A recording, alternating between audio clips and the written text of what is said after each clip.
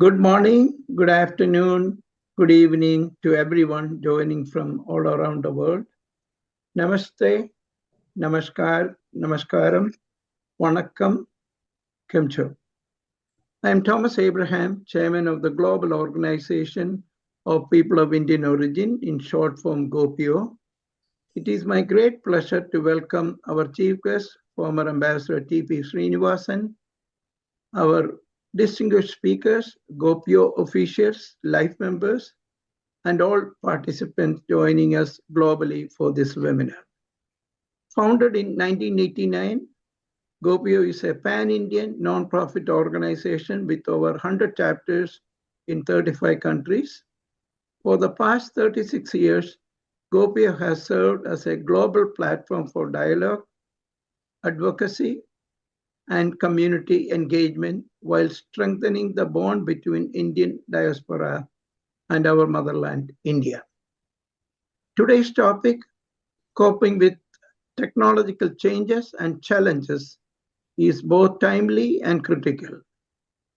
We are living through an unprecedented acceleration of technology, artificial intelligence, automation, robotics, data systems, new energy sources, and biotechnology are transforming economies and societies at a pace never seen before. These advances bring immense opportunities for innovation, productivity, and improved quality of life. At the same time, they pose serious challenges: rapid job displacement, skills gaps, ethical and privacy concerns, and a widening digital divide. The transformation is no longer a future possibility, it is already here. The key question is how we prepare our societies to adapt, retrain, and ensure that technological progress remains inclusive and humane. Global Indian diaspora, which GOPIO has proudly connected to for more than 3 decades, is uniquely positioned to contribute. Our scientists, technologists, entrepreneurs, and professionals are at the forefront of global innovation. By sharing knowledge and experience, we can help guide technology to serve humanity, create new opportunities, and strengthen global cooperation. Let us approach this era not with fear, but with foresight, responsibility, and optimism. I thank you all for joining us today and look forward to the insight from our distinguished speakers. Now I invite GOPIO President, Mr. Prakash Shah, to deliver his remarks. Thank you. Prakash ji, it's all yours. Thank you so much, Thomas. Obviously, as Thomas mentioned, large changes are coming to the society and our lifestyle. We at GOPIO have initiated this monthly webinar series under which we have every month, second Saturday of every month at 11 a.m. We have this webinar on a different subject each month. Today's subject is of a special importance. As big changes are coming, driverless cars, battery-operated cars, robotics, and AI, just a few of these changes will result in 30-40 million people unemployed in the United States alone. There is going to be a high need of power and big demands on water. All of these are in short supply. There's a shortage already of critical minerals and shortage of rare earth minerals. So all these are culminating in major changes, and we are the technologists who have contributed significantly to making these changes happen. So we also have a responsibility as a society, as diaspora, to contribute ideas for how to address these changes. What should we do about it? Should we tackle the unemployment problem? So many people are going to get a windfall from these changes, but then so many people are going to lose their jobs. What should society do other than just stand by and let it happen? Thank you so much. let me invite Sunil Roberts Vuppala to moderate the session further going forward.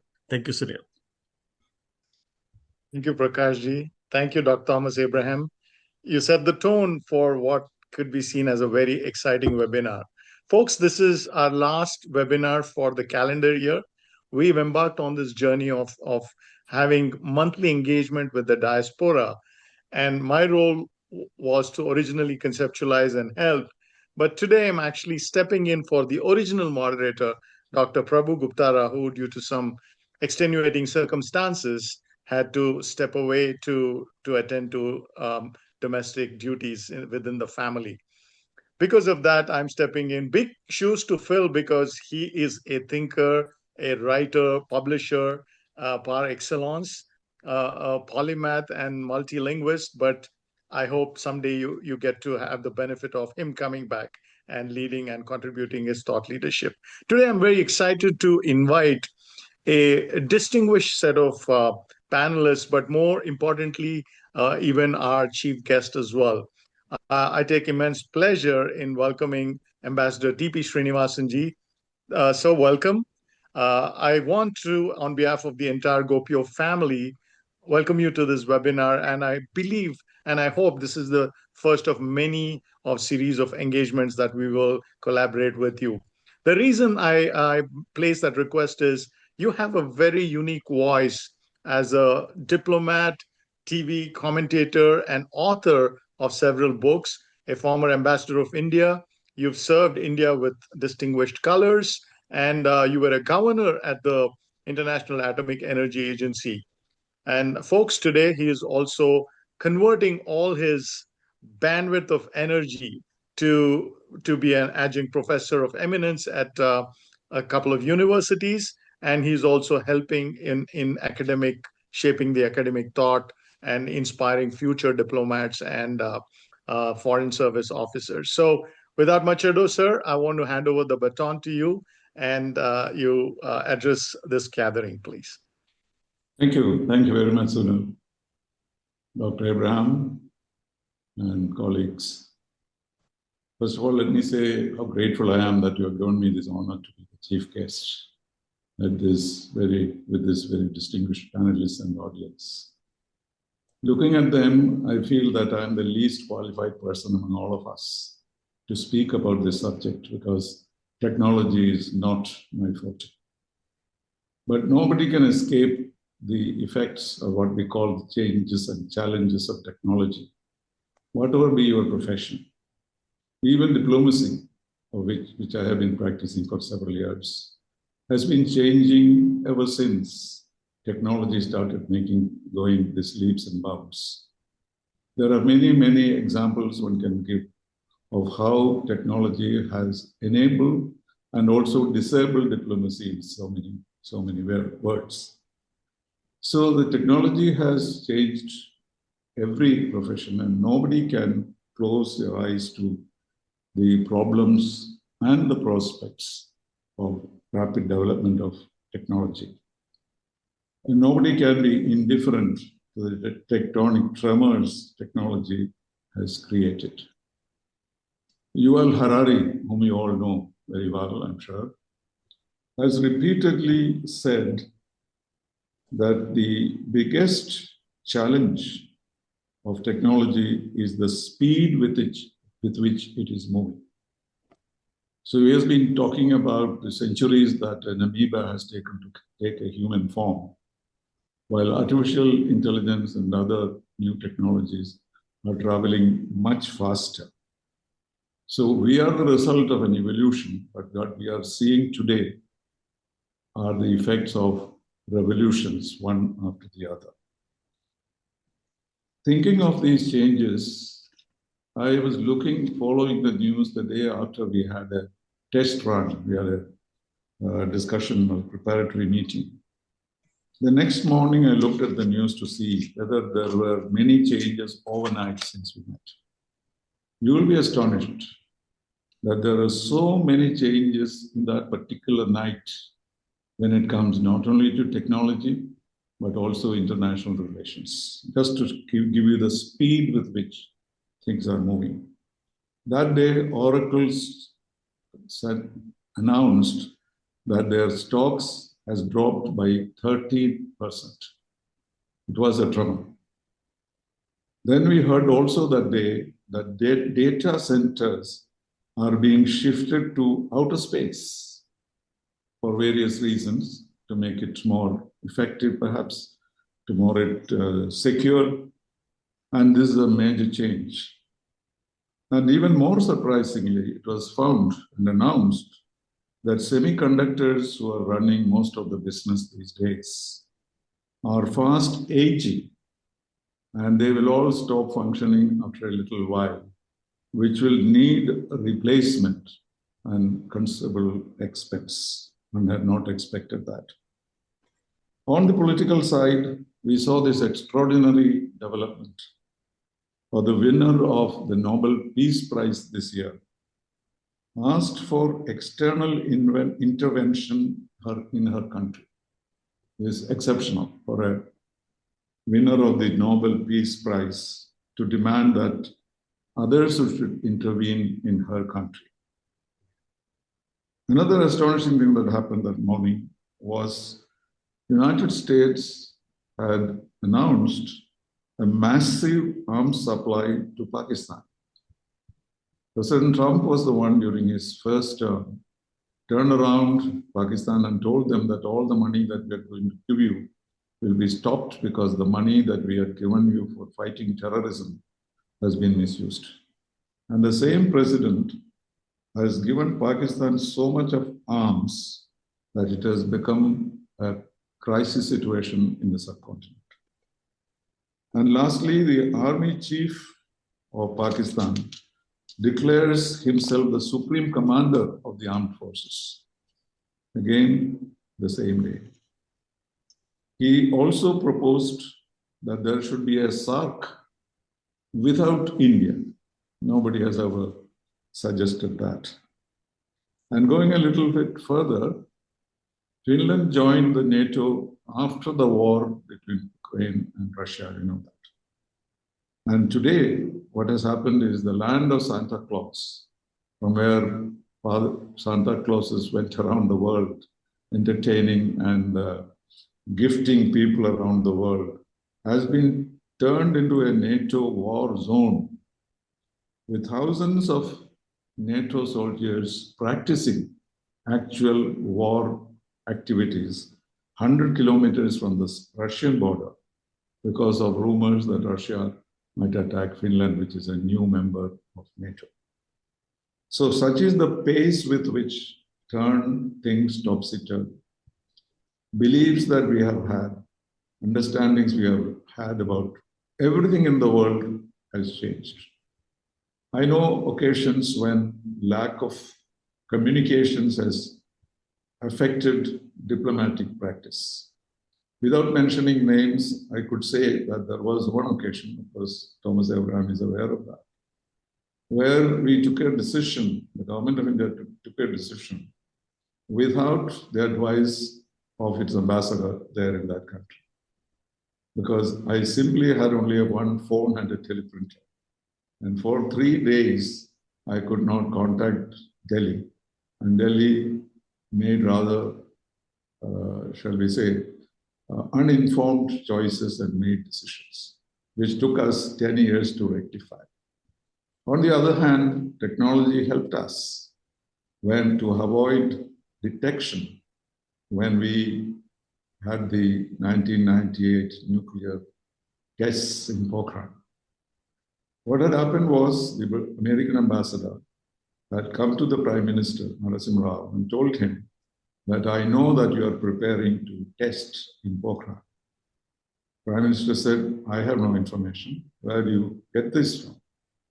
So the ambassador, rather foolishly, handed over a set of pictures, satellite pictures, taken by American satellites, showing Dr. Abdul Kalam and others working very hard in Pokhran too. So Prime Minister Rao was very clever. He told him, can you leave these pictures with me? And he did that. And that eventually led to our being able to keep our explosion secret even from the CIA and the State Department. And President Clinton was so angry, not because of the tests, but for the fact that with all the sources of information he had, Indians had not allowed it to be detected.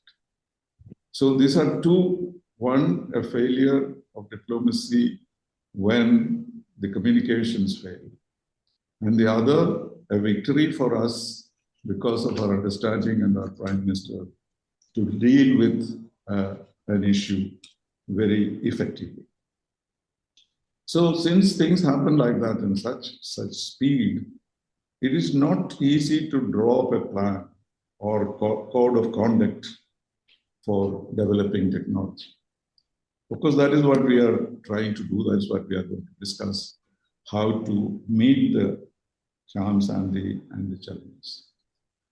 This has been in our minds, but the earliest expression of this in concrete terms, what the UN Security Council did when artificial intelligence became more and more in use. So what they did was the United Nations Security Council expressed concern that AI might one day cause conflicts in the world. And also, it might cause instability in the world. So one principle that AI should follow, according to the UN Security Council, was that humans must be in full control of life and death decisions. And they said, I'm quoting, "The fate of humanity must never be left to the black box of an algorithm," the UN Security Council said. So the suggestion was, they did not know how to do it, but the suggestion was that AI should build binding guardrails on AI for its activities, particularly when they do engage in something concerning peace and security in the world. Of course, no formulation was made, no decision was taken, but I mentioned it because such a step has been taken by the Security Council. And perhaps that is one way in which we could deal with technology development and meet its changes and challenges. Of course, we should realize that such regularities are not easy to establish because much of transformative technology in development are confidential and sometimes competitive among gigantic private enterprises. So I would just suggest that it would be necessary for us to slow down the progress of technology so that we do not face the kind of dangers that Security Council has seen in it. But I'm sure that this webinar, consisting of several knowledgeable people, may be able to find out and establish, as a result of our discussions, other measures. But basically, it is to humanize technology. So these are all words one can use at random, but how do you humanize technology? What is human technology? What should be the speed? Is the danger of technology such that it should be slowed down? And how do countries agree on these things, particularly when most of these experiments are confidential and even competitive? So these are the challenges that I thought I could think of as a layman. And the key to it is to make technology human and keep it in the hands of humans and not in the hands of a robot or any other process that we have. So I hope our webinar will lead to a very good discussion, deep discussion on these, and come up with some of these restrictions or regulations which can be imposed, even if it means a slowing down of the technology. We have benefited from the technology of the past, but we should not be unaware that there are dangers. And therefore, the speed, as Yuval Harari said, of revolution may not be preferable to the age of evolution. So this is the little point that I thought I'd make in my short address to you. Thank you very much once again for this opportunity. Thank you. Thank you. Thank you, Ambassador T.P. Sreenivasan Garu. We really enjoyed the way you painted in broad strokes the challenges and the opportunities that this technology, and sometimes the speed is almost bewildering. So what I wanted to actually, before I introduce my panel and we get into a deeper dive, I wanted to ask you what your thoughts are on in this whole juggernaut of technology coming and almost overwhelming. Do you think there are opportunities where some of these technologies can uplift the people at what they call the bottom of the pyramid? Is there some opportunities where some of these technologies can be accelerated to lift people out of poverty, to enhance educational opportunities, particularly when in emerging countries where the population numbers are huge? Well, the very purpose of new technology is to uplift the people in so many ways. We are thinking of action which we had never imagined a few years ago. So, which means the purpose of technology fundamentally is to increase the level of knowledge, understanding, ability, opportunities in every field. Education, needless to say, is AI is being used in education and there's tremendous potential. Maybe no universities will have any buildings anymore. Everybody will probably learn everything from home, and probably Harvard professors will come in a form and sit next to you and teach you. So these are the kind of things happening. So it's definitely for that. But then what I was saying was that since we know the dangers also and we have experienced it of war and peace, so it could be maybe the speed may not be as necessary as safety, or put that also into the consideration. But now it does not seem to be so. And because of the highly competitive nature in which these happen and companies collapse and companies rise and all that, I don't know how any methodology can be found to deal with this. But I'm just saying that we may need such regulations, such systems in order to get rid of the evils of technology if there are. Thank you. Guardrails, speed bumps, checks and balances, I think, are the order of the day. Thank you so much for your insightful comments. And as a former expert on international atomic energy and global affairs, your insights are much appreciated. Thank you very much on behalf of GOPIO for your presence here. And if there are opportunities for you to respond to any of the audience's questions, we'd love for you to stand by. Thank you so much. Folks, that was our chief guest, Honorable Ambassador T.P. Sreenivasan ji. Now I'd like to take a moment to welcome our distinguished panel. Firstly, I want to welcome Professor D. Yogi Goswami. He's got a series of degrees, a string of degrees, and in short, I'll just take a couple moments to let you know that he's the director of Clean Energy Research Center at USF Tampa, Florida. And his expertise as a thought leader is just all too well known. And the Clean Energy Research Center pursues scientific research and information transfer, and his entire swim lane is clean energy systems. And maybe because it has something to do with energy, he ended up writing more than 23 books, 400 papers, and he holds 43 patents. So, Professor Yogi, I'm so delighted to welcome you. And my opening question to you is, what are some of the opportunities and challenges you're seeing in the new innovations you're seeing that will change our lives in a very positive way?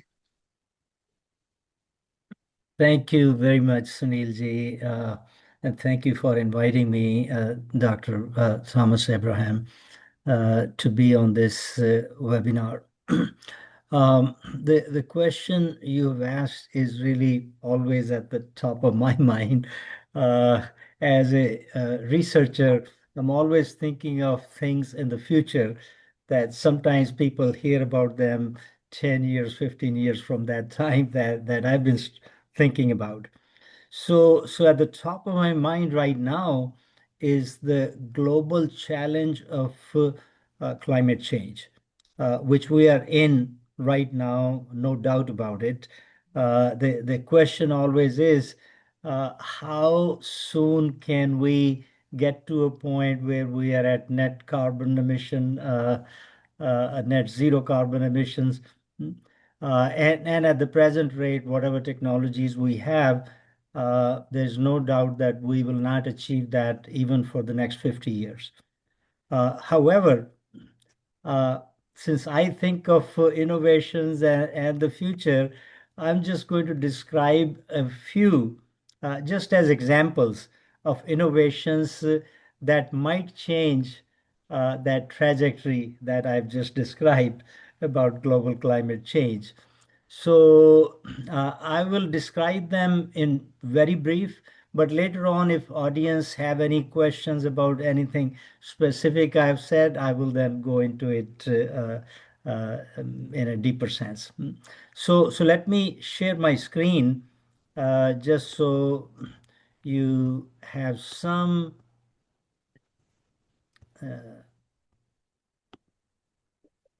Okay, all right. So I think you can see my screen. And I start with a simple problem, building cooling. Uh, but even though it's simple, even at this time, 25% of all of the energy used in USA is for cooling of buildings. And it's increasing. And with the data centers coming up, that need is going to continue to increase even more. In Europe, in the past, buildings did not used to have air conditioners. And now all of the buildings are being air conditioned. So you will see an increase over there. And in India, where in the past, a lot of people could not afford air conditioning, now they can. And so it's going to continue to increase over there also. And all of that building cooling comes from mechanical power, which requires energy, and it again adds to the carbon dioxide emissions. But the innovation that I'm going to talk about, let's see if I can advance the slide.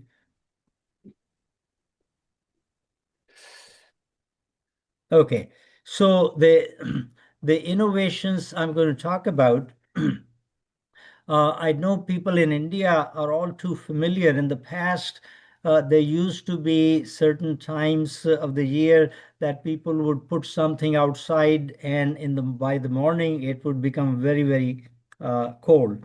In fact, they had even made ice that way.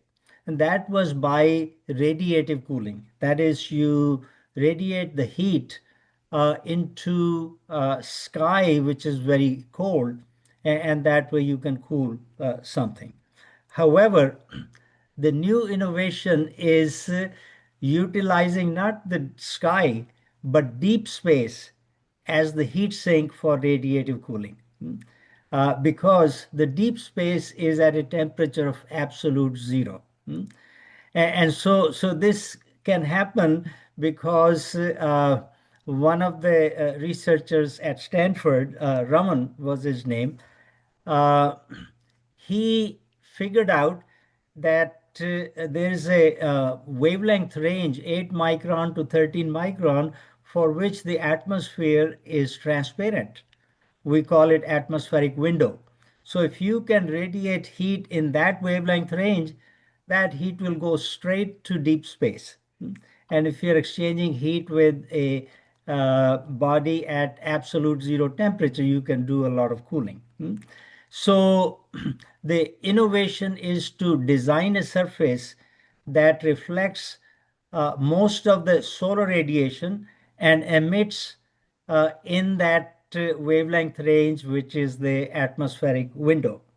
And in fact, Raman, because he was working on his PhD at that time, designed a surface which would reflect most of the solar radiation and emit in the atmospheric window.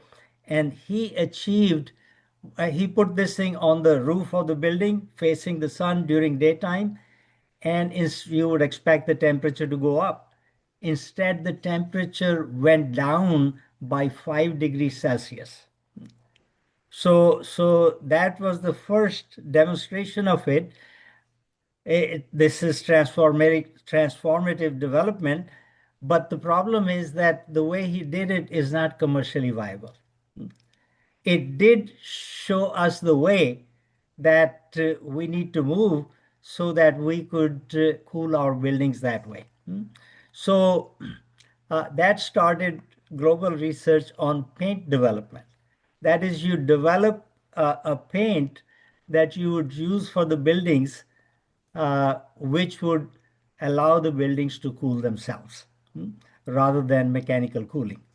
And that would be net carbon zero cooling of the buildings. In our case, just a master's student developed a paint and put it out in the sun, as you can see here, facing the sun when the sun is exactly overhead.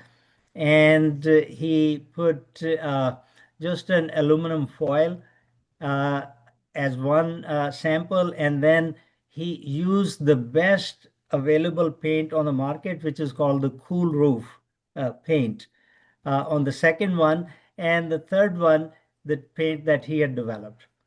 Now, temperature of the bare aluminum panel went up by about 20 degrees Celsius. Temperature of this cool roof paint went up by 10 degrees Celsius. Facing the sun during the day on a cloudless day, his sample temperature did not go up at all. Okay, so he achieved something, but we're not there yet. It'll take another 2-3 years, I would say, when we get to a point where this paint will actually not just remain at ambient temperature, but the temperature will go down. And then you imagine that you put that paint on buildings, you don't need your mechanical cooling anymore. And some question was, people at the lower end of economic strata, how would so they could use that paint and have cooling just like other people have. Then there are other things that have come into the picture. This one is from MIT, from their MIT Technology magazine, which said that they have developed a color changing coating that you apply on buildings, and during winter times the color is dark because you need the heat. During summertime that color becomes transparent, and so that again helps in cooling. The only problem in their development is this is electrochromic, excuse me, electrochromic color changing coating. So that means you have to apply electric current to it. At our place, we developed something, another color changing coating, but in our case, you don't have to apply any electrical current. You just touch it with a metal and you see this experiment. So what was black initially, by touching with a metal, it became completely transparent. So that will help in the building cooling as well as heating. So these are some of the innovations that you will start to see on the market maybe in the next 4 or 5 years, if not sooner. The other developments, nanoscale antennas to convert sunlight to electrical power. You know about solar panels. They are used a lot all over the world now, but their efficiency is about 22%. The nanoscale antenna have a potential efficiency of 80%.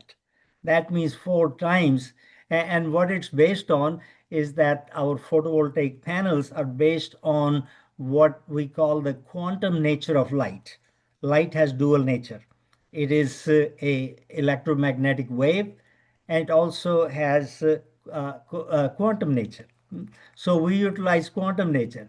But antennas, you're familiar with radio antennas. We capture the radio waves, which are electromagnetic waves. They're converted to electrical signal and then back to audio and video signal. It's the same concept, except that in this case, the antennas are nanoscale. And so, but this is not a new concept.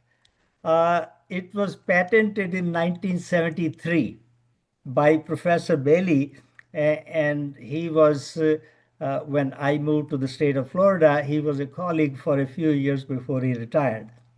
So he had this concept, and at Jet Propulsion Lab, this was in the around 1980 or so, they actually used microwaves at 2.45 gigahertz. So they had a microwave generator on one side and antennas on the other side, and they converted that microwave to electrical power at an efficiency of 80%. The only problem is that our sunlight frequency is not gigahertz, it's in terahertz, extremely high frequency. But in the past, we did not have the nanotechnologies which we have today. So having those technologies, I'm sure that we are going to have these nanoscale antennas in the future. Now I've written here it as rectennas. That is, it's a combination of antenna and rectifier. So because you got to rectify that terahertz frequency to DC and then to AC at 50, 60 has hertz that we actually use in our electrical power grid. So that, and eventually even these antennas will be biologically grown, just like single cell algae that I've shown you. So think about it, that cost will be extremely low, efficiency will be 80%, and it will convert not just during the daytime when the sun is shining, but also nighttime, because we do have radiation even at nighttime. So now, before I end this thing, I've got to mention this because this is the Goswami cycle. And so back in mid 90s, I proposed a concept of converting very low temperature heat to power and also produce cooling. And later on, people started calling it the Goswami cycle. And the advantage of this is that we could add this to the bottom of all of the thermal power plants today, and they will be producing additional power, and the heat they are rejecting now into the environment would not be rejected, and you would be producing the power out of it as well as cooling out of that. So these are just some of the innovations that I mentioned, and there are many more. I felt that in the time period, because there are other panelists also, they need to have time to talk about their inventions, innovations, and so on. So I'll stop at this point, and later on, if there are questions from audience about any of these things or other things related to energy, I'll be happy to answer.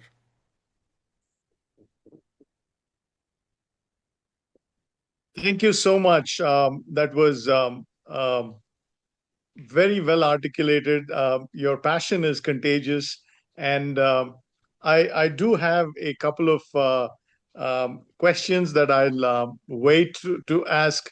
Like always, I'm concerned about how does this set of technologies that and innovations that are coming, and some you had the opportunity to champion, really transform people at a different strata that I'm always concerned about. So thank you so much for your input. we'll come back to you in a little bit. The next two speakers are actually from a bit of a deviation from Professor Goswami. I want to introduce Piyush Malik ji, who is a hands-on practitioner, startup executive, entrepreneur, board leader, and a speaker at reputed forums in the business and transformation segment, in addition to also having the role of an angel investor. He's got his pedigree from biggest names, really. He's worked as with a Google partner startup, Spring ML, and also he led the worldwide big data and analytics center within IBM. So the names are right up there, and the focus that he spent all his life were in the areas of digital transformation, AI, ML, cloud, analytics, IoT, data management, and engineering. So he's been spearheading initiatives at a very senior level, served as a chief digital and technology officer. So he's got a really ringside view on how corporations and enterprises are riding this technology wave to transform the lives of their customers in different segments of business. So in addition to being a practitioner, he also is a thought leader, and he serves many industry advisory boards, and you may read it all on screen. Without wasting too much time, let's put our hands together and welcome Piyush Malik ji. Piyush, over to you. Thank you, Sunil, and thank you, the GOPIO leadership team, especially Dr. Abraham, for the invitation. I've been a fan of GOPIO for a number of years and have attended several events as well. Today, I will be talking about the field that comes from my experience and the data and AI field, and the esteemed leaders and innovators and change makers who have gathered here today. It's no surprise that the world stands at an inflection point with respect to artificial intelligence, and it's not a distant promise. It's an active force reshaping economies, and as Ambassador noted, the political conditions, the economic conditions. It has impacted culture and daily life as well. So, but the question before us is not whether AI will transform our world, but whether humanity will transform itself fast enough to cope with the change wisely, inclusively, and ethically. And towards that end, I want to give my bird's eye view perspective through some prepared set of slides. And if we can share that, let me see if I can get to it.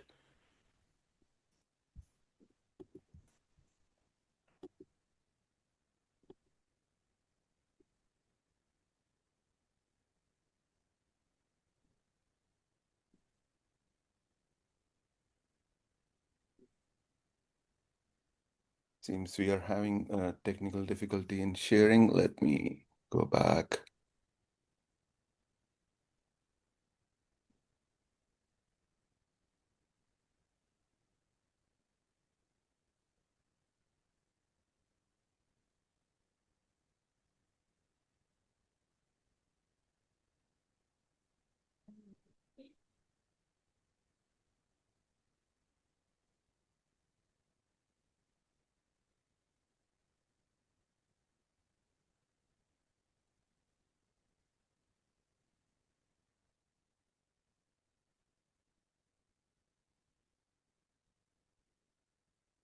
I hope it is visible now. No, not yet. Not yet.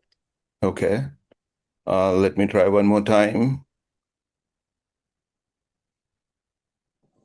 Yes. Yeah. Yes, now we can see it. You can make it full Full screen. Yeah. Sure. So these prepared comments are about the state of disruption, how did we get here, and some crystal ball gazing at what's coming and what we can do next in this context.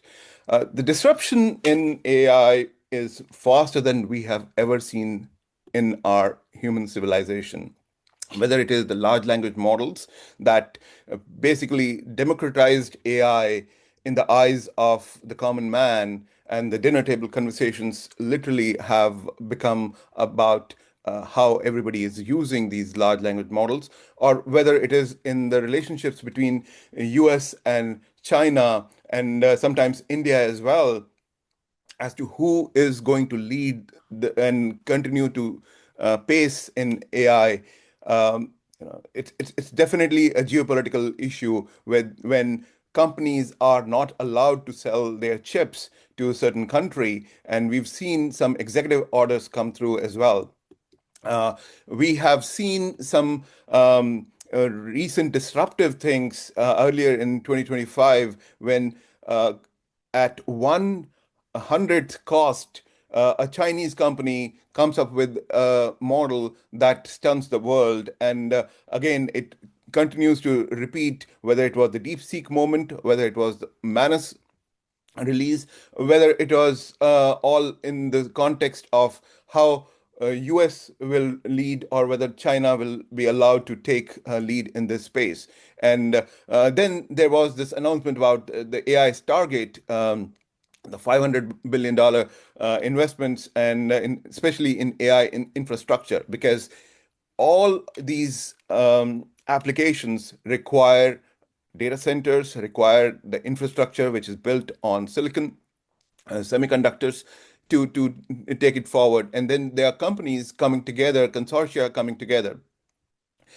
What is now evident is that we are going towards physical AI, which is the embodiment of robotics and AI together. And this is something which low cost humanoids being deployed in factories, and not only the white collar jobs being displaced, but the manufacturing jobs, the blue collared work is also gonna be changing. So that's something which leading companies like Nvidia, Tesla have been getting into as well.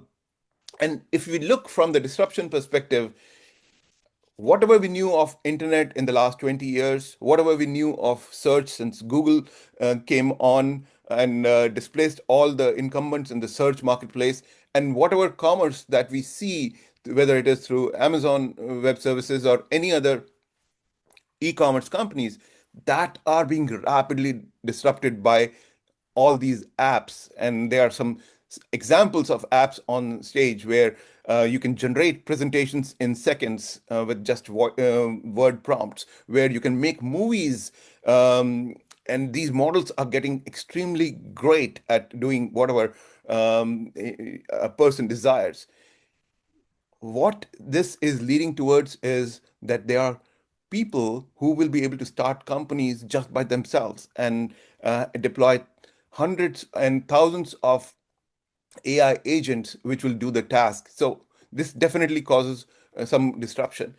Just this pace is that such that not only are the technologies getting in every day, but rapid surprises happen. Just in the tech and policy and impact space in the last 5 days, not only did we see uh, progress in terms of deregulation that the tech companies had asked for, that instead of having so many different rules in each state in US had different rules for and regulations for governing AI.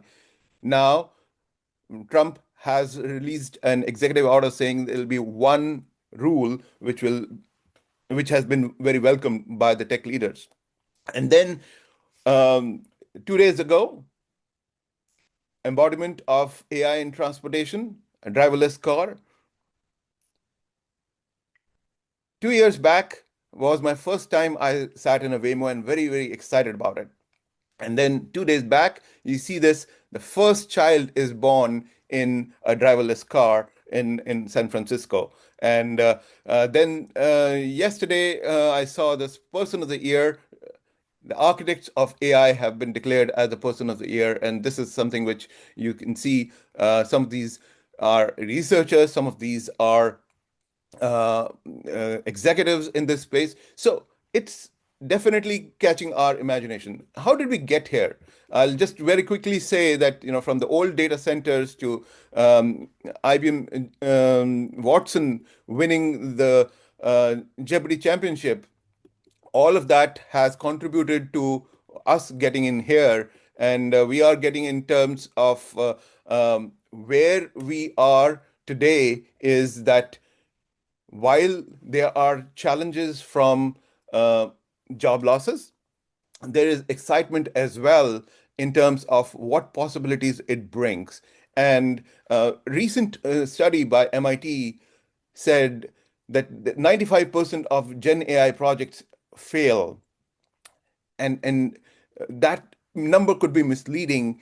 I have been in this field for the last 30 years, and I've seen a bunch of springs, AI springs and winters, and those cause for some degree of realization that yes, there is overhyping by the marketeers sometimes, but then it's in the adoption. And challenge is not in the technology.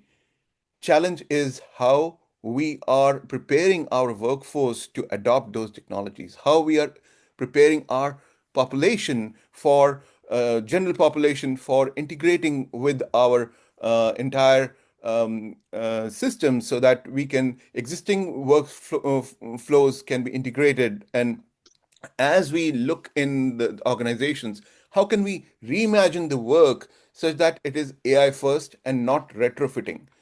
The biggest challenge that I have always seen in technology adoption in the IT space is data quality not being correct. And if the AI is being fed by data which is erroneous, obviously the predictions would be wrong. And if the guardrails are not there, there are chances that the hallucinations that the large language models do or other AI systems, if they are operated without guardrails, that will cause challenges.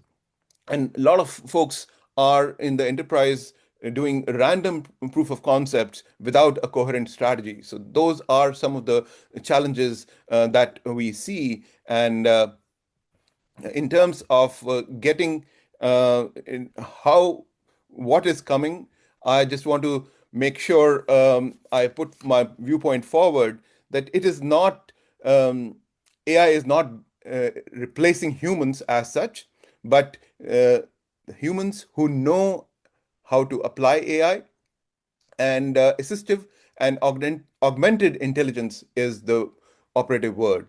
And the digital co-workers, whether it is the digital twins that we are able to create, or whether it is the digital co-workers who accelerate the pace of innovation, and that's an exciting thing that's happening.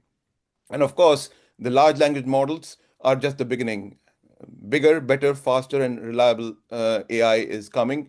The reliability has dramatically improved in the last 3 years since the first ChatGPT model came.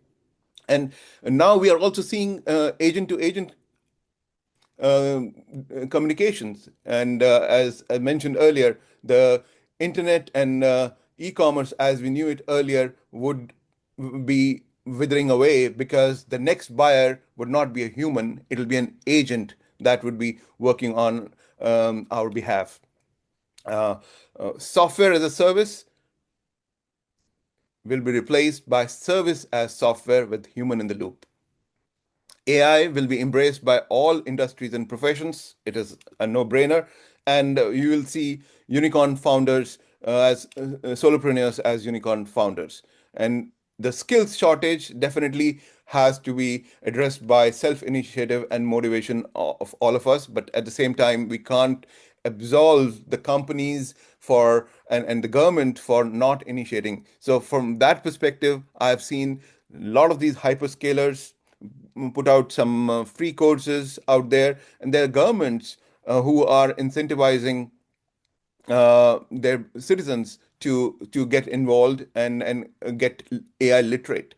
And I talked about embodied cognition and physical AI. That's the robotic assistants. And one viewpoint that I heard from Vinod Khosla last week was the labor would be virtually free by 2040. Not sure of the date, but yes, we are getting towards abundance of these low-cost assistive devices being available. And yes, we have also seen last week a news about data centers in space, the first data center in space and first large language model being trained in space. And there are advantages to that. Less cooling, less energy is required, but of course, that's the future that we are getting towards. And of course, the elusive AGI, which we all talk about, artificial general intelligence, where the machines will be much more powerful than humans. And of course, the application of quantum technologies and AI will reshape our world.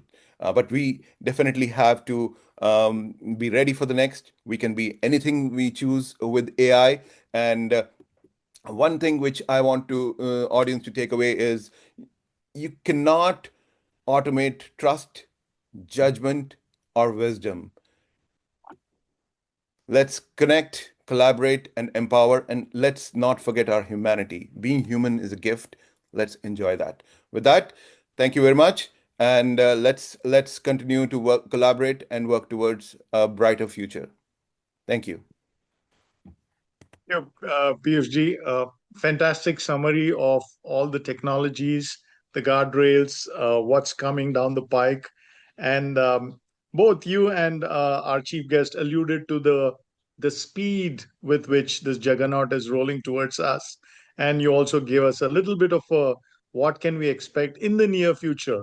And that's a very valuable insight for us as we set it up for your bullet number 10, which is basically quantum computing and AI will rule the roost in a short while, is actually also another pet area for our fellow panelists whom I'll be introducing. But before I introduce her, a sincere word of thanks on behalf of all of us. I'll possibly come back to you with a question as soon as we are done with the next two panelists. Thank you so much. So, folks, we've started with our honorable chief guest.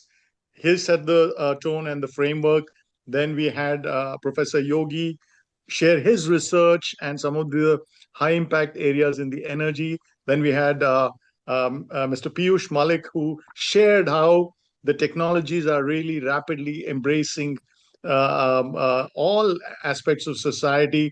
And his comment about how commerce will change the world actually told me of a small incident that I'm currently visiting India.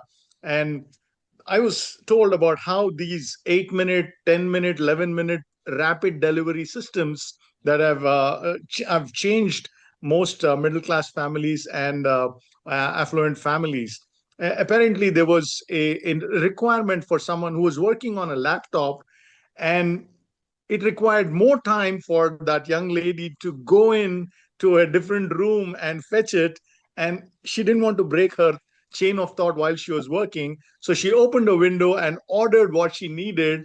And while she was at her living room, just by stretching out, was able to open the door, grab the delivery from whatever she needed. So of course, she had the wherewithal and the resources, but where we are going as a society is within an instant, we are able to get to what we want. And there's this whole supply chain that is now getting built to get us in exchange for our data and so on and so forth. So without much ado, I want to introduce to you another exciting panelist, Dr. Latha Christie. Dr. Latha Christie spent a fair amount of time, close to 4 decades, in India's defense and aerospace space technologies.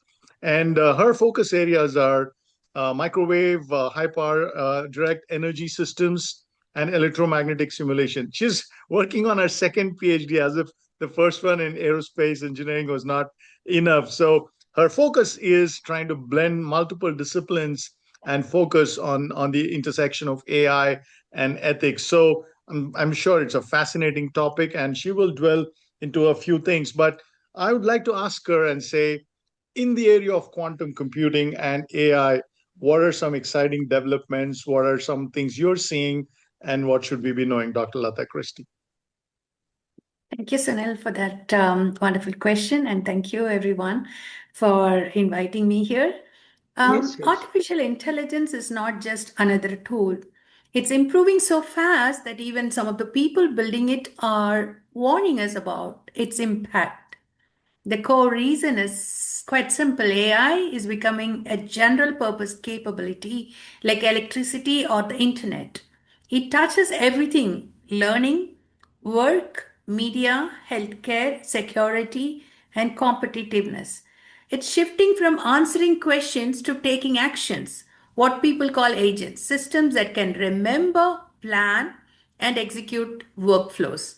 We can feel the shift already from write me a summary to read, compare, decide, send, and follow up, from give me a plan to execute the plan. These are all early signs of tools that don't just talk, they do. And many scientists are expecting a future where AI could become more capable than human intelligence, sometimes called as artificial superintelligence. Coming to the next disruptive technology, quantum. It's a new kind of computing and communication built on the strange rules of tiny particles. Classical computers use bits like a switch on and off, 0 or 1. Quantum systems use qubits, which don't behave like ordinary switches. For example, let me give you an analogy for that. A classical computer often tackles a hard problem like checking possibilities one at a time. The way how we would search for a name in a long list of line by line. Quantum, for certain kind of problems, can explore possibilities in more unusual physics driven ways.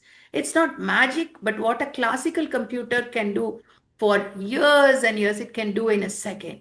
So, but large scale quantum computing is still underdeveloped. But what is moving faster is quantum communication and quantum security, especially QKD, quantum key distribution.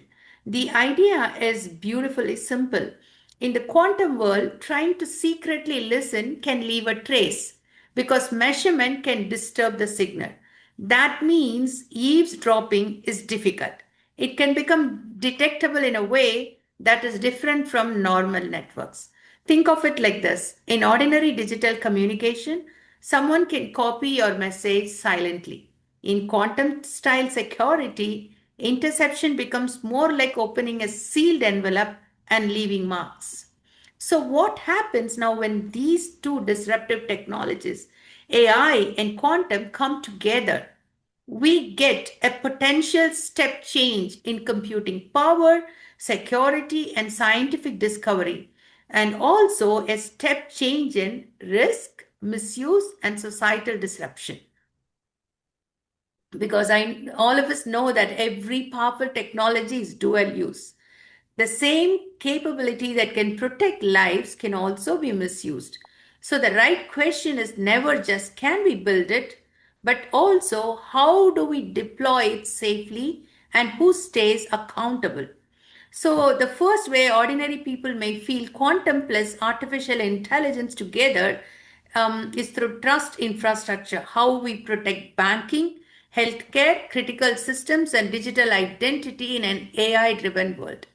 Digital transformation is of late becoming more personal. I'll connect this to something everyone already senses. Most people think digital transformation is just more apps or moving documents online, but it has stages. First, we digitized documents.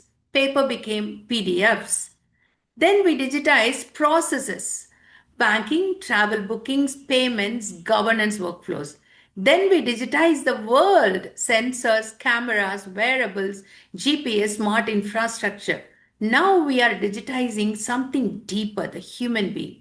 This is what many call as IOH, the Internet of Humans: identity, behavior, biometrics, preferences, voice, face, habits, health signals, relationships. In other words, you become part of the data stream. When the world becomes more digital, your life becomes more copyable.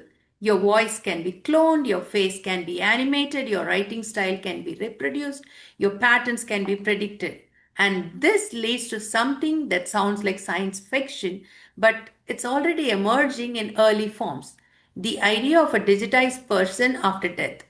It's not a soul, not immortality, but a digital representation created from messages, photos, videos, emails, and voice notes.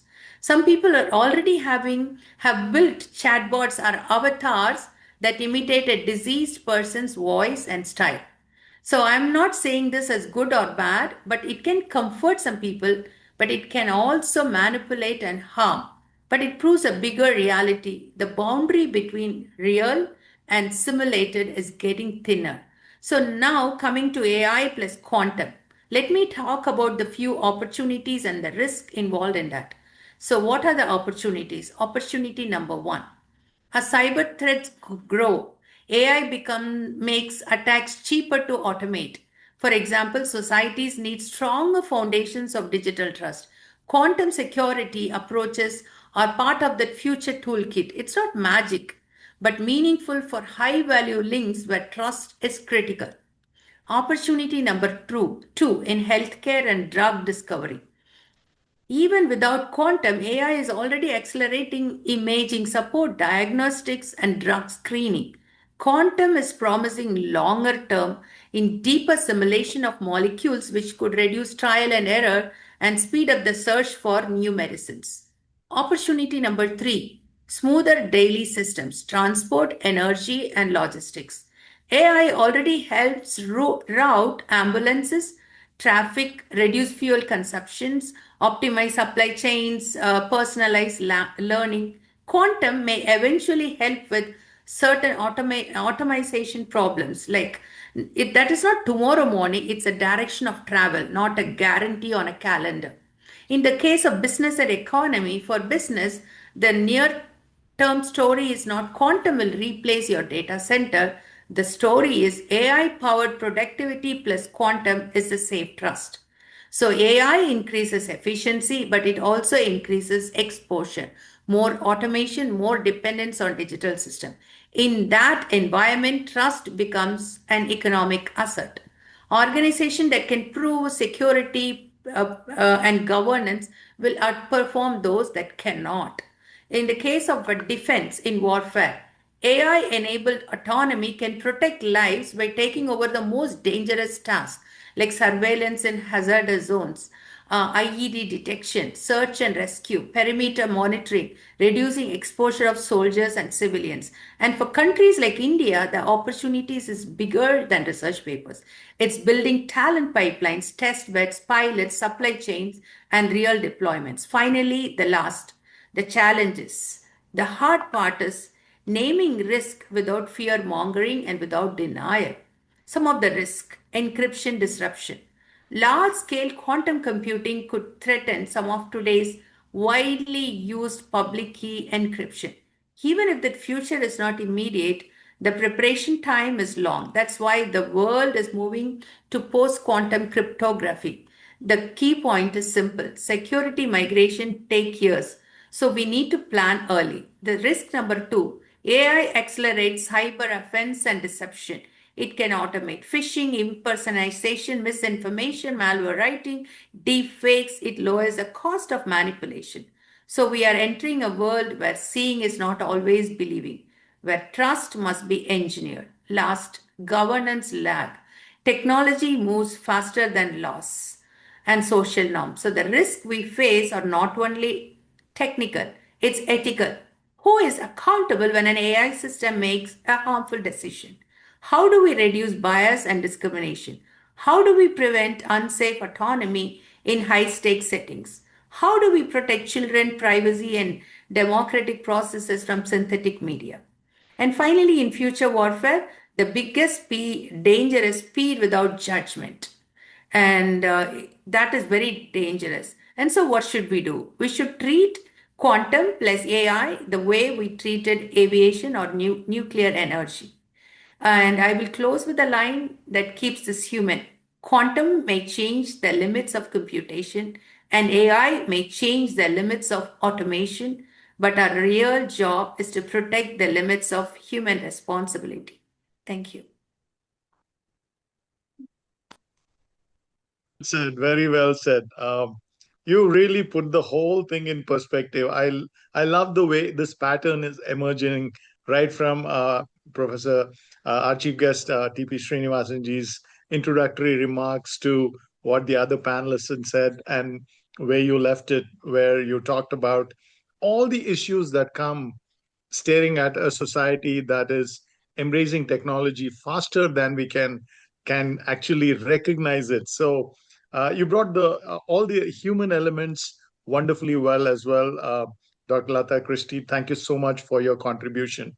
I will potentially come back to you with a follow-up question, but before that, I'd like to joyfully welcome our last panelist, Mr. Phillip Thomas, a dear friend, neighbor from our neighboring Pennsylvania.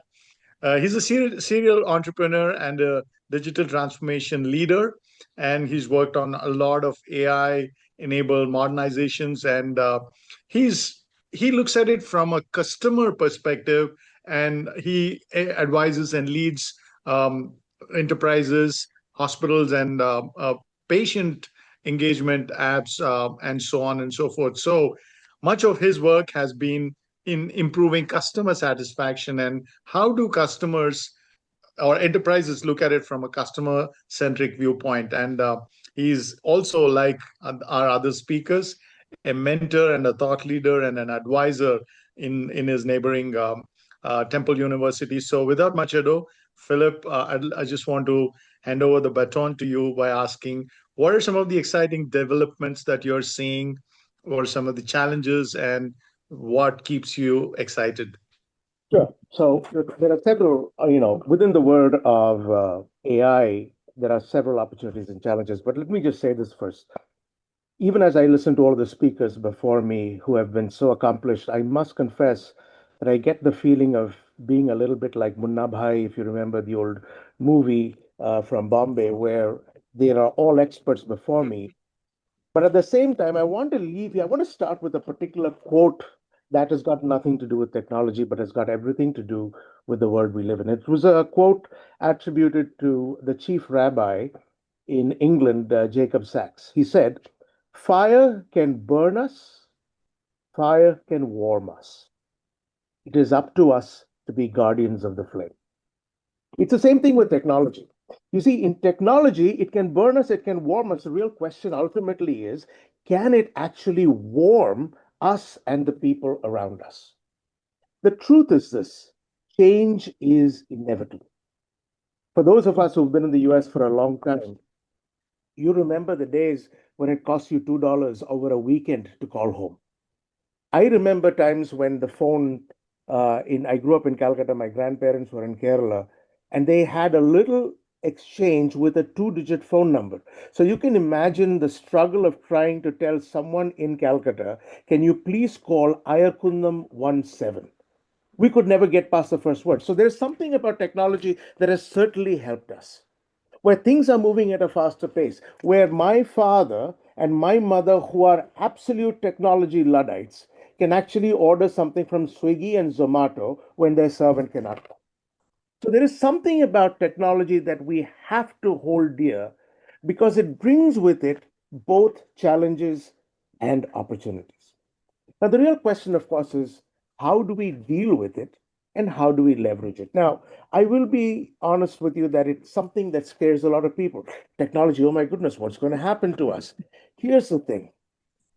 A lot of things will happen. The real question is, how do we begin to kind of ameliorate the effects of technology in our lives? And for that, one thing I will tell you is this: learn, keep yourself abreast of knowledge, learn what is happening in your world.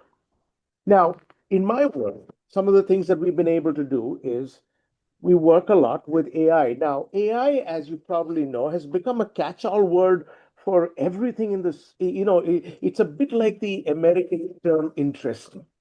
If you've ever thought of the American term interesting, it can mean to this is a terrible idea to this is fantastic. So AI encompasses a lot of things in this world that we don't often understand. So let me give you a couple of stories. Our CEO will often get up and say, hey, listen, we are investing in AI. Ask him what that means.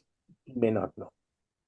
But there are ways to kind of change and use AI, as I said, to predict what a customer is thinking, to understand what they're going through. We have, and by the way, none of this is new. We've had some of these tools for about 10 years where a customer service representative can use an emotional validation tool to understand what the caller is going through. Are they angry? Are they happy? Are they sad? Are they nervous? Are they scared about something that is going on? And accordingly modulate their tone so that the customer's real needs are met, not just what they're calling about.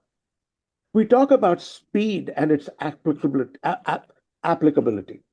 So speed is a good thing when we need it, right?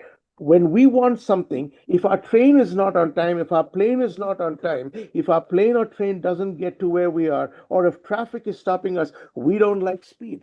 But otherwise, if we can get there in time, we do like the concept of speed.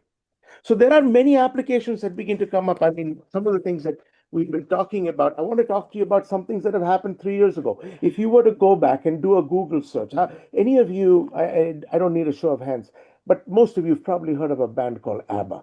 For some of us, when we were growing up, they were a big band. In 2022, there was a concert in England with ABBA. Here's the only difference. There wasn't a single member of ABBA there. It was a complete hologram experience.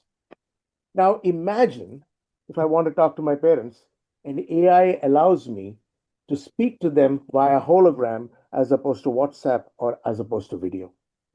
How would life change for us? How would those technologies actually help us? What if I want to get together? I mean, think about it this way. Here we are talking on Zoom. Can you have thought of talking on Zoom 10 years ago?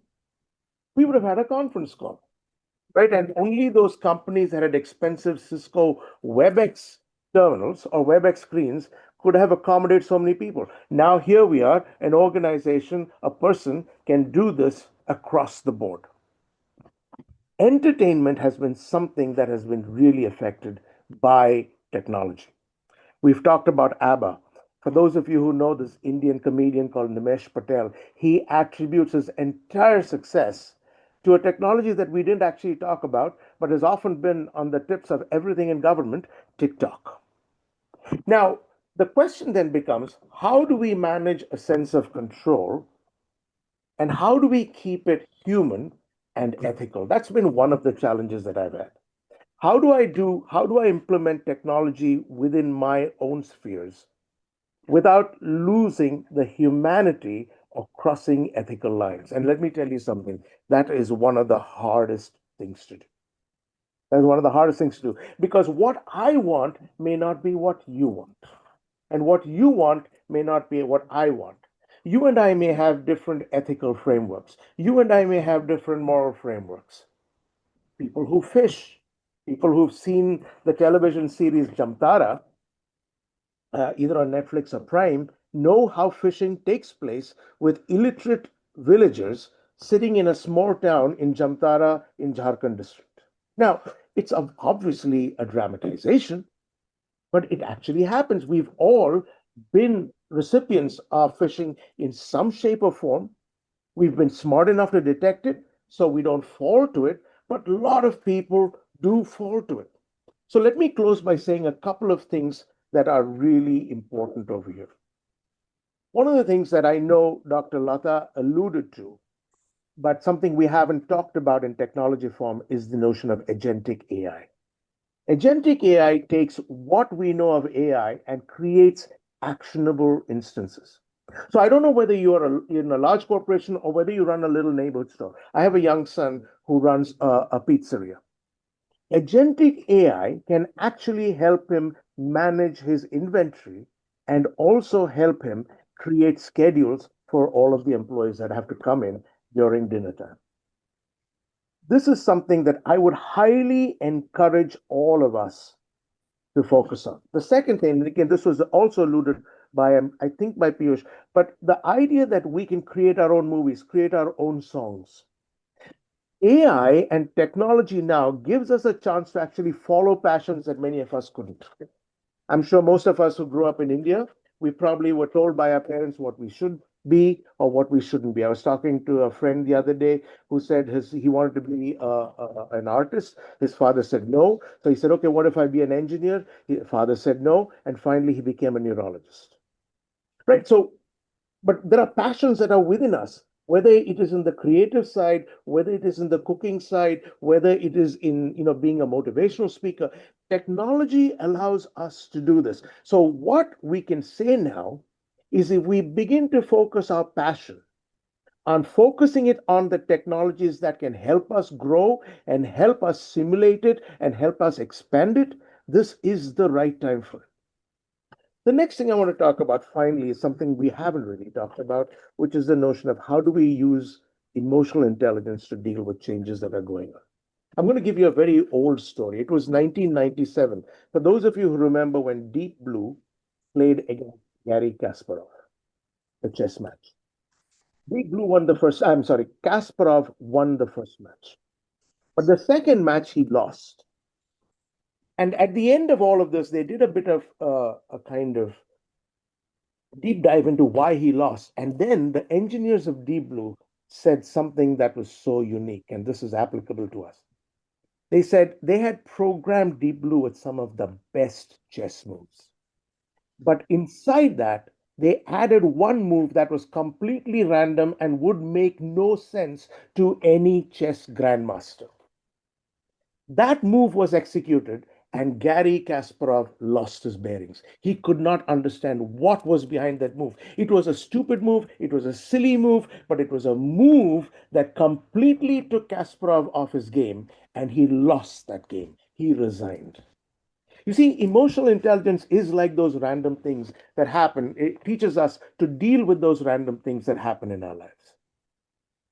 Even within the idea of focus and passion, one thing I forgot to mention, I live in the US, so in America, Christian contemporary music is a huge thing. It's a $20 billion market. Recently, there was a piece of news that the number one album in American Christian music was someone called Solomon Ray. You know what was interesting about Solomon Ray? Solomon Ray does not exist. Solomon Ray is just an AI tool that took the best of voice, that took the best of things, that began to use data to see what people like, and created an album that is now the best-selling Christian contemporary music album in America. Now, think about that for a moment. Think about that. If you can master that technology, you don't have to be Taylor Swift. You can be famous. And final thing, and this is something that I know Piyush had focused on and others did as well. It is really important as we build our technology to focus on the difference between how it benefits humanity and how it benefits me. The difference between humanity and self is something that you and I must focus on. There are a lot of things that are good for me, but there are a lot of things that are bad for humanity. I can make money, I can be a billionaire, it doesn't always help humanity. But if we can begin to have those ethical boundaries and have conversations like this around the world among each of us, we begin to develop a commonality in ethical framework, not because we buy into it, but we understand what our peers care about. That's all. Thank you, Sunil. Thank you, Phillip Thomas. Very well told some of these stories.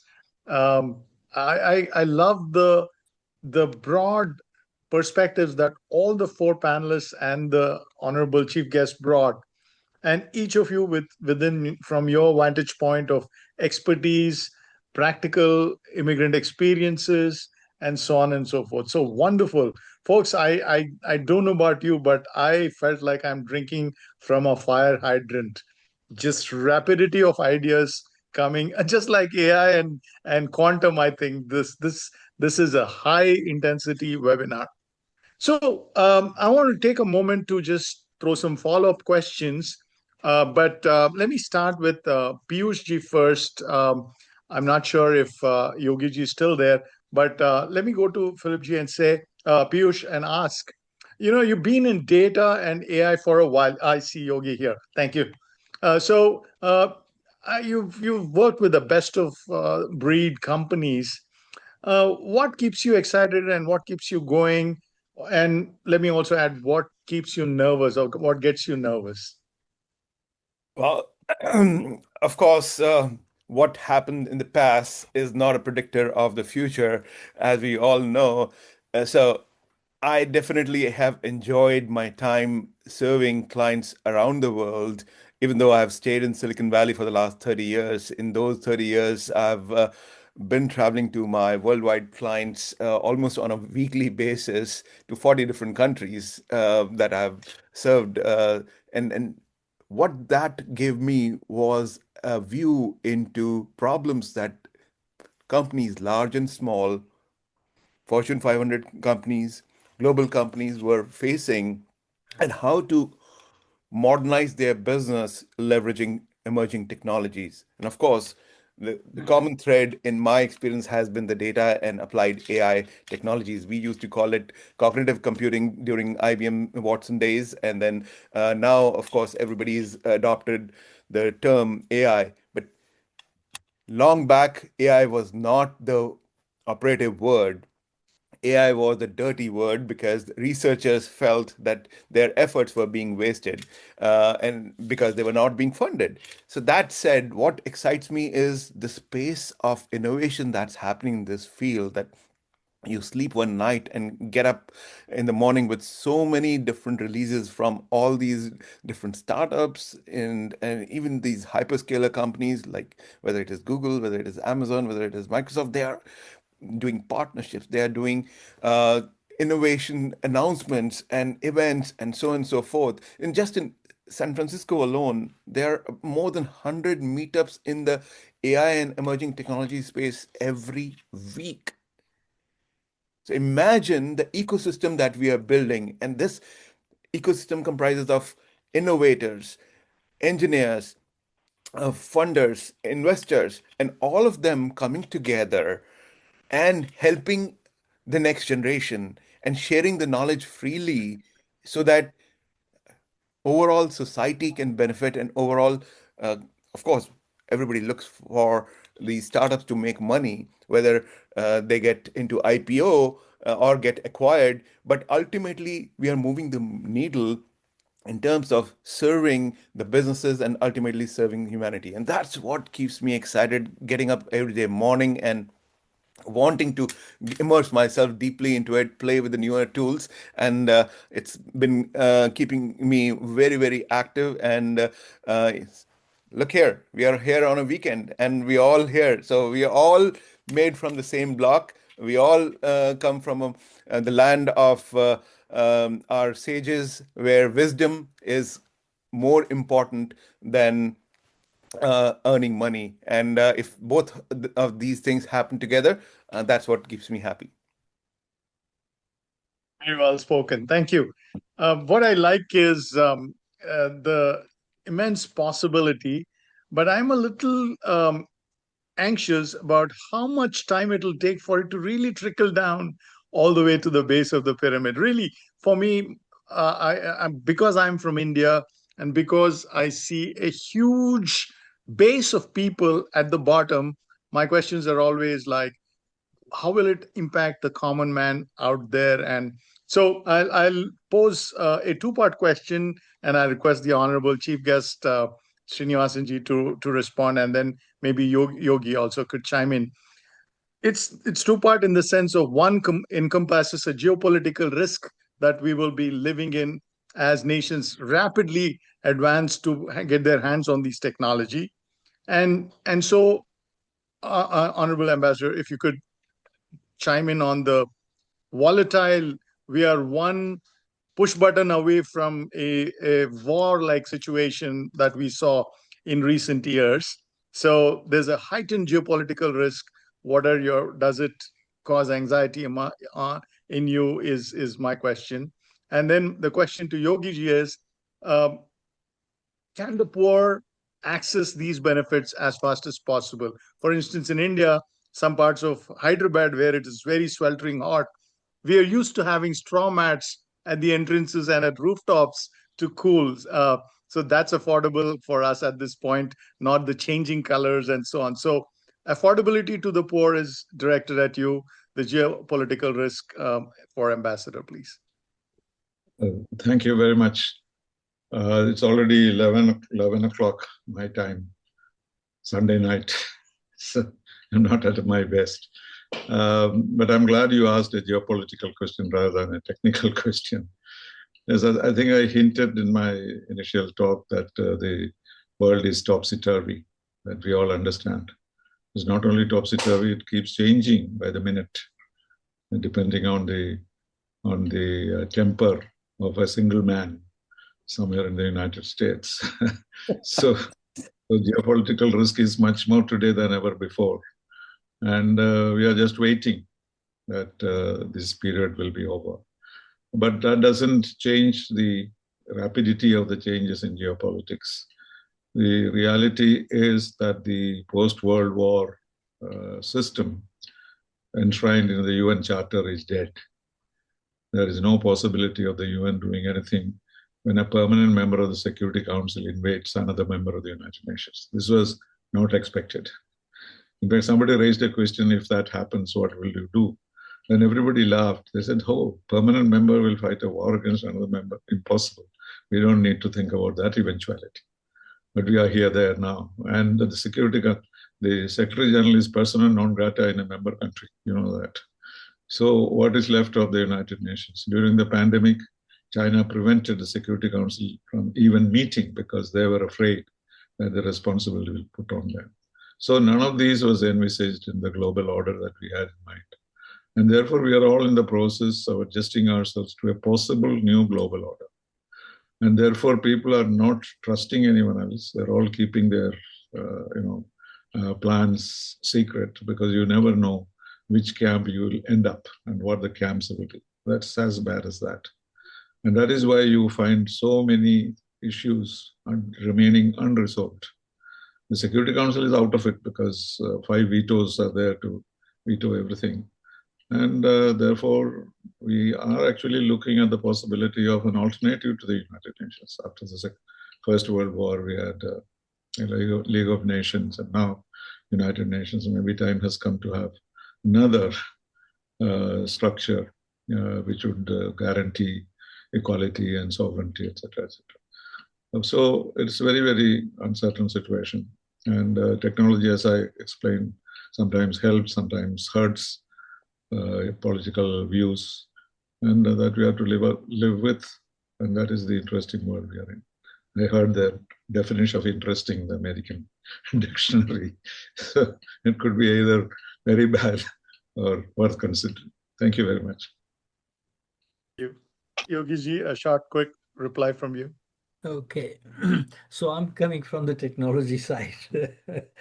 Back, I think around 1981, 82, I was at a solar energy conference and a keynote speaker there. At that time, solar panels price was $100 a watt of output. And the speaker said, I foresee one day that price will be down to $1 a watt, from $100 to $100. Everybody in the audience laughed at him. So, he's just dreaming. And today, as far as the cost is concerned, it's come down to about 25 cents a watt. And so I'm going into the affordability of the technologies. The innovations that I just mentioned, and these are just few, there are many other innovations. When I give a lecture on that, even 1 hour is not enough. So, for example, the nanoscale antennas, and I said eventually they will be biologically grown. The cost over there, I mean, even 25 cents is too much. And so where we are going to is using nature to provide for our needs, and then doing it at a cost level that everybody can afford. Then you say, well, even then, some in the lower income level may not be able to afford, and that's where policy comes in. Again, giving you an example, but you can utilize that in different ways. So I was in Gainesville, Florida, and the electrical utility there was owned by the city. And so we were at that time promoting solar water heating. And the problem with solar water heating was initial cost. It was high, even though you are getting the benefit throughout its lifetime.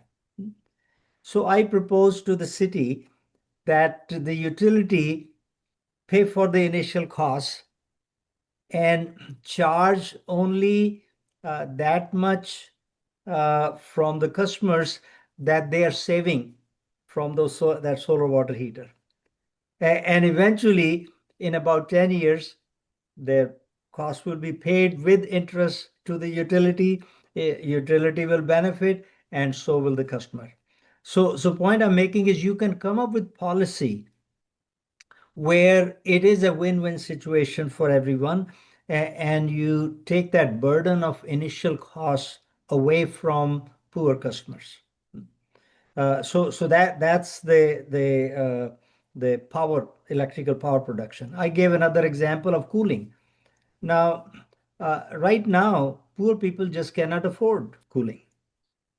But if you have a paint that can be applied as spray paint and that cools your house by itself, because it is using nature now, because we are utilizing the way nature exchanges heat, and that is by radiation to deep space. And that becomes affordable for even poor people.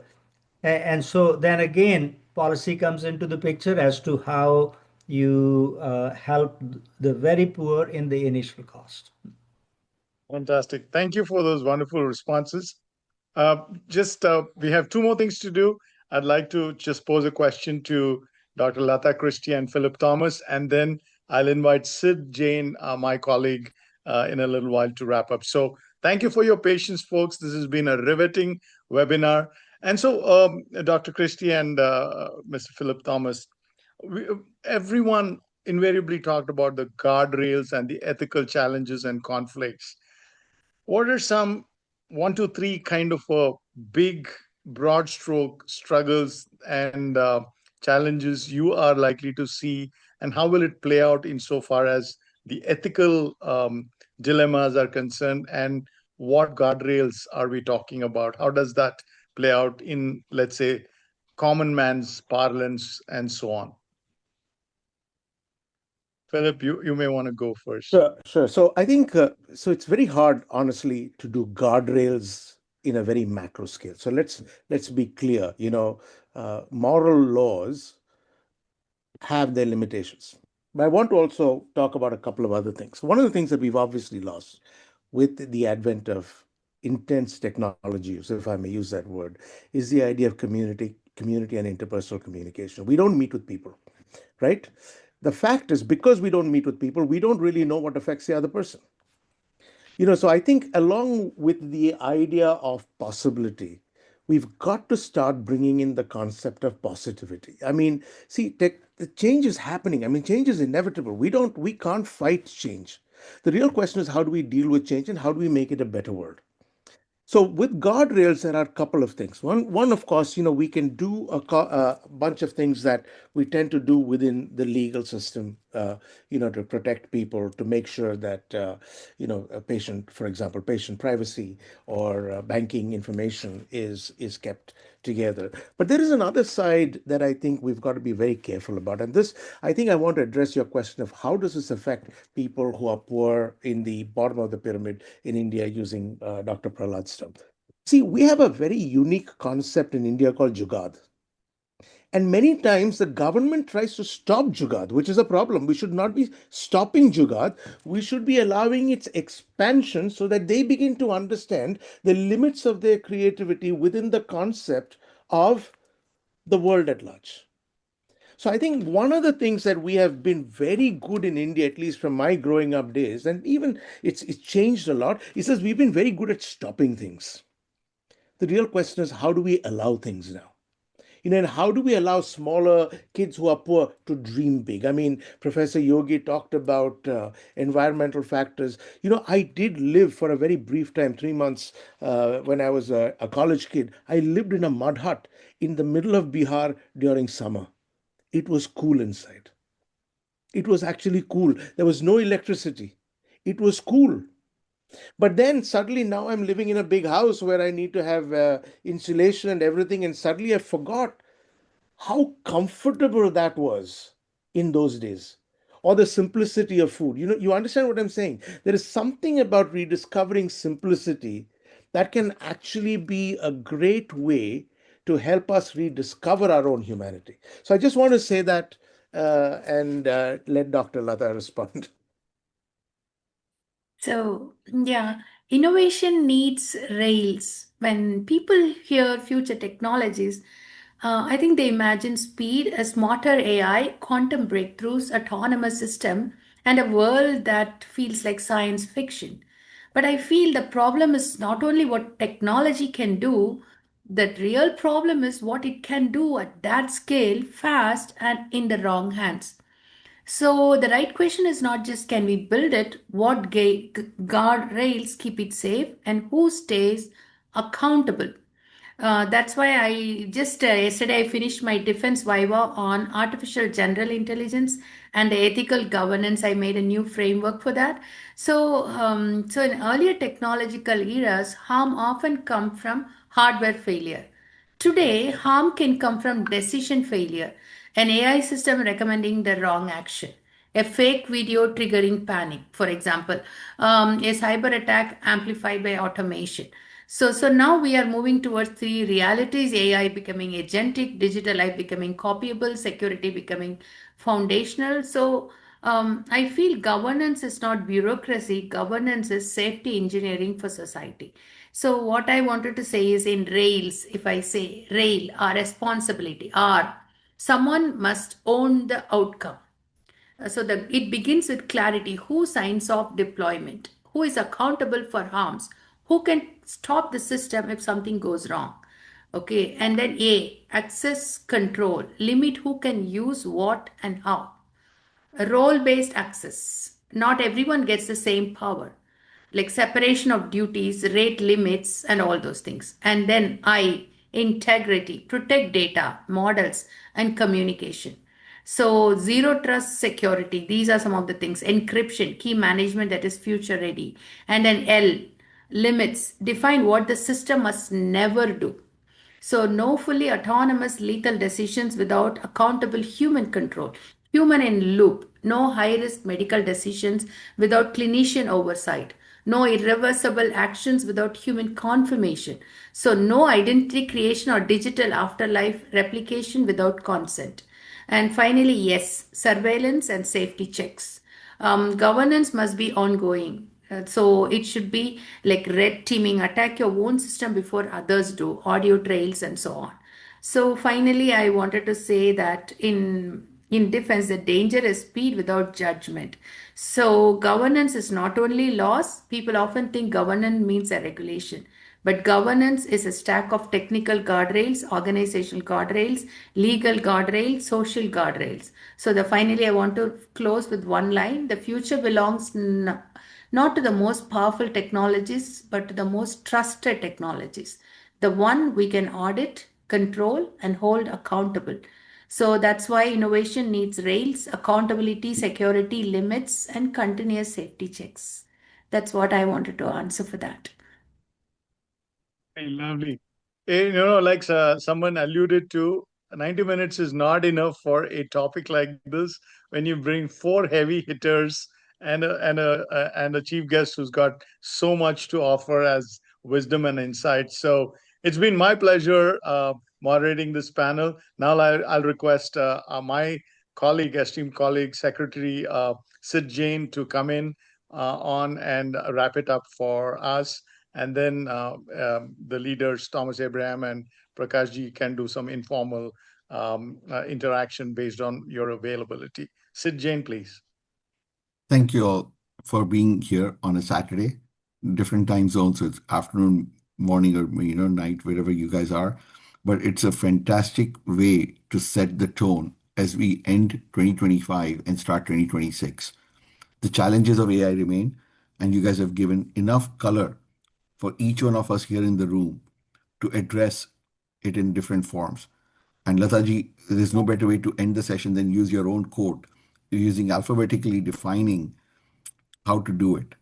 So I would say everybody take a note of these. If you have taken notes, we'll also circulate this in clips. But let me start by thanking our esteemed chief guest, Ambassador Sreenivasan, for taking the time, joining GOPIO in this very much forum, our chairman, Dr. Thomas Abraham, our moderator, Sunil, who stepped in for Professor Prabhu Guptara, who actually put this all together and could not for a personal loss in his family, which made him not be joining with us, but he put this entire thing together. And let's not forget and take a second to pray for the person who is no longer between us. And also to our esteemed speakers who are here, Phillip, Piyush ji, Yogi ji, as well as Latha ji. You guys did a phenomenal job in covering these points. To our president, Prakash ji, you give us continuous support. To all the folks that are from GOPIO different chapters, international as well as chapter heads who are here in the room, we acknowledge your presence. To Vatsala ji, who makes things happen in the background, always smoothly, so that we don't see any problems at all. We have some youth initiative leaders like Vasu Pawar ji here. We have Bharat Rana ji, who heads the North Jersey chapter, and Nami Kaur ji, who is the global ambassador for GOPIO. So recognizing a few individual folks, but there are a lot of GOPIO folks in the room. And I'm sure each one of them is going to go to their respective chapters and roles back. Take the learnings from you folks in this room and welcome you back again in 2026 in some way, shape, or form to expand on these thoughts. On GOPIO's side, I encourage everyone who, if you want to continue to be part of these webinars, become a member of either the international or any one of our chapters. We offer these experiences for two reasons. One, to continuously keep ourselves updated, but two, as a community, as a diaspora, to become stronger, better, and better representative of what we're doing ahead. Thank you all for being here on a Saturday. Thank you very much. Thank you. Thank you, Sid. I will make a few remarks. First of all, thank you all, Ambassador Sreenivasan, and all fantastic speakers. We had in 95 minutes, we covered a whole lot of things. As Sid mentioned, we have, according to our new amendment in our constitution, people above 60, you get 1/3 of the membership fee off. So if it is $1,500, you can get it for $1,000, or you can take 5-year membership. It's a member-supported organization. We have done quite well for last 36 years. Many of you have OCA card. This was our creation, 1989, when we said dual nationality. It took about 15 years, or rather PAO card and another 16 years to get OCA card. So we have done collectively a lot of things. We have accomplished a great deal of things, including there was an issue of passport surrender when Government of India wanted to start a couple of $1,000s as fines, which nobody knew, and we stopped it right within 10 days. So these kind of things happen, but we help Government of India and India, so many other things. We motivate people to help India. One is in technology. We had 3 technology session this year. We had also a physical meeting shaping future technologies diaspora role in Brisbane, Australia. And taking it further, what we are planning to do is that we have a Science and Technology Council, and we want to include all of you in that WhatsApp group. We don't allow anybody to post any other information, only science and technology. And to take it further up, what we plan to do is that we are going to create a network for each of the technologies separately, whether it is advanced material, nanotechnology, solar energy, AI, quantum computing, so that we will develop a global network of Indian scientists, entrepreneurs, engineers, so that they can all be communicating each other and know each other. And this will be an initiative from GOPIO Science and Technology Council. So we are moving forward with so many things. We also have a GOPIO the Diaspora Museum, which we are launched already. We campaign on that. And we are working, a lot of groundwork is needed to do. This will be a major museum, hopefully in New Delhi. So we will keep you informed. So many things are happening. The Prakash, Mentorship Council. Something? Go ahead, Prakash. The Mentorship Council. Go ahead. We are trying to create a mentorship council so that people who are knowledgeable can help startups in India, working through the incubators in India, in universities in India. And so we're creating a mentorship council of people who are well-established, experienced businessmen, scientists, engineers, who could help startups in India. Well, thank you all.